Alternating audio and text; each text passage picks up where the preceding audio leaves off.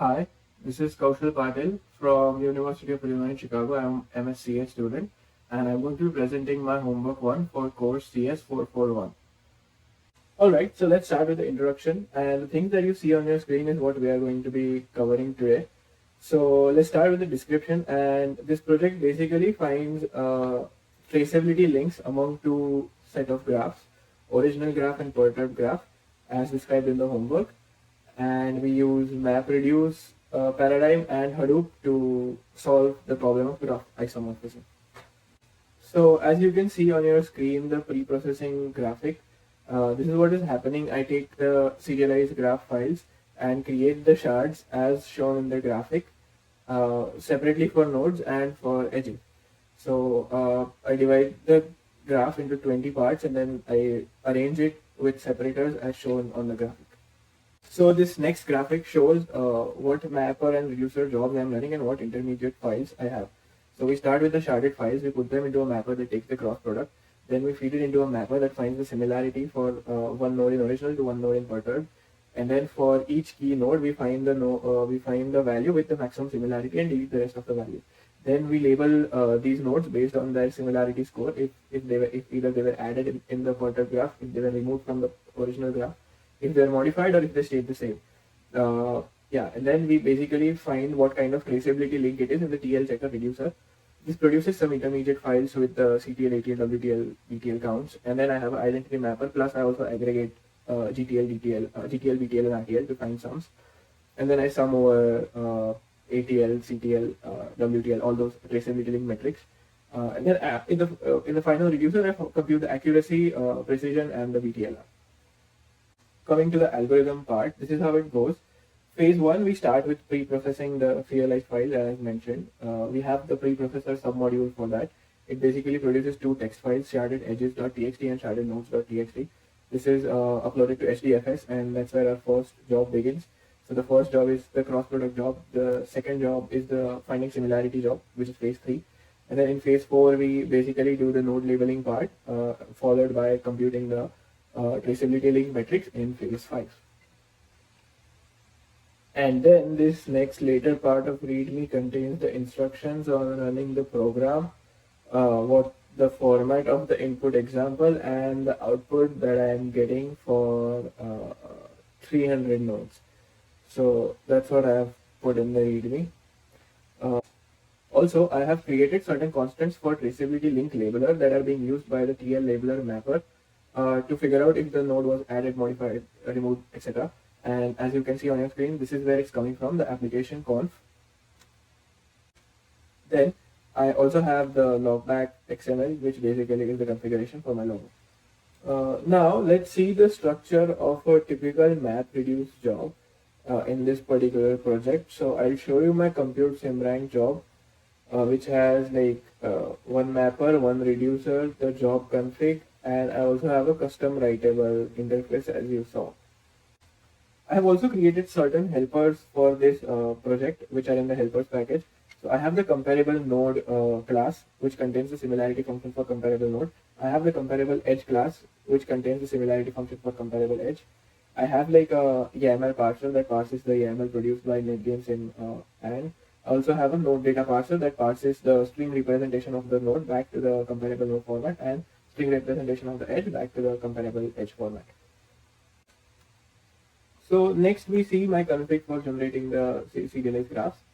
I have a perturbation constant at 0.3 and 300 total nodes. So as you can see, I have generated some files already, and the command that you see on your screen will be used in the preprocessor to generate the input to our map reduce jobs. So these map reduce jobs have been run on AWS Elastic Map Reduce, and this is the agenda that you have to follow to deploy it on AWS. Right, so for the S3 setup, we go to the S3 service and management console, and then we create a bucket. I'll show you my already created bucket. It contains certain jar files that I uploaded, which we basically generated using the assembly plugin in SBT. And yeah, these are my jar files, which I uploaded to AWS. Along with jar files, I have also uploaded the pre-processed shards that I've created and the solution YAML that netgamesim has given me. And this is here in the input folder in my bucket, and I also have certain folders to store output and logs. So I apologize for the typo. Yeah, and this is my bucket configuration. So there are a few things here. I have to keep the bucket public, and I also added a bucket policy here, so that my reduce job TL checker can access the YAML file over HTTP. As you can see, I'm trying to find the specific file, but here it is, the specific file that accesses the YAML file over HTTP. So the next part to deploying on AWS is starting the Elastic Map Reduce service. So we basically come to the EMR service, create a cluster. I'm using EMR 6.0.0 because I have configured my project with Hadoop 3.1. So continuing with the cluster setup, we have to select which kind of instances we want, and by default it gives like M5X large, but for this project I chose M4 large, which is like an 8 GB instance and 2 virtual CPUs. Yeah. So the next things in the cluster setup were mostly the default settings. However, I did give it access to my S3 bucket, and then I started configuring my steps. So the steps can be configured here. You have to give the jar location and the flags for running the jar.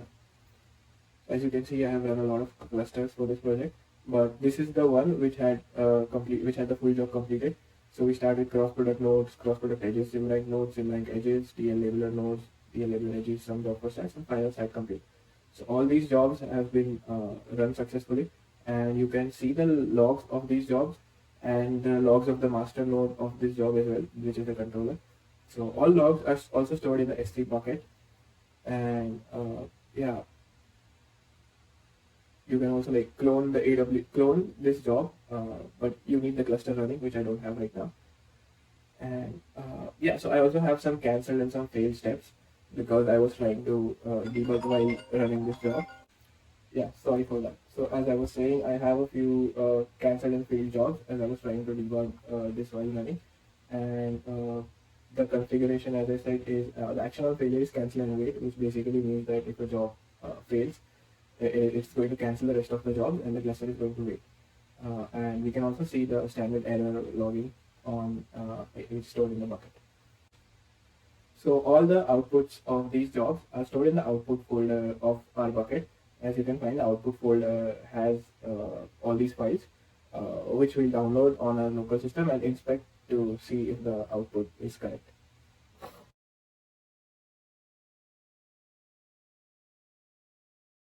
So at this point, we directly use the AWS CLI to recursively clone a particular folder from the S3 bucket, and then we inspect if the downloaded output is correct or not.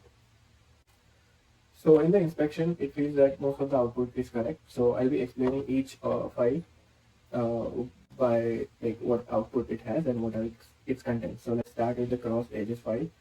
This basically contains one edge with a separator and then the other edge in the perturbed graph.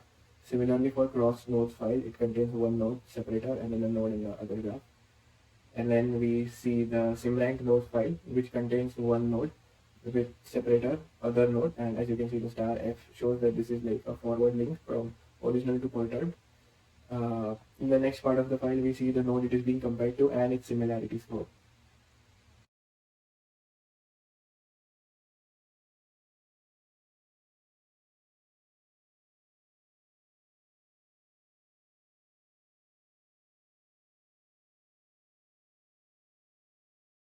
Next file that we see is the traceability link nodes file. Here we start getting the metrics as required by the homework.